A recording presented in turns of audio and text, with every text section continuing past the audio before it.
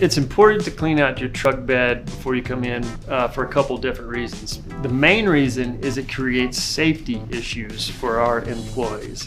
When we first opened, I was walking through the blower room, and as I'm walking through, all of a sudden a skill saw blade went flying up right in front of my face.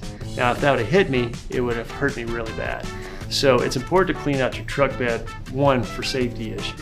Two, you don't want to have a bunch of stuff in the back of your truck bed, because then if our brushes, some people call them rollers, if they go over the top of your vehicle and they dip down, you don't want to pick up anything in the back of the truck bed. So if we see a lot of items in the truck bed, we're going to ask you to clean it out. If you can't, we'll have to make adjustments to your wash on the fly, and you won't get the full wash. But that's, again, that's due to safety reasons.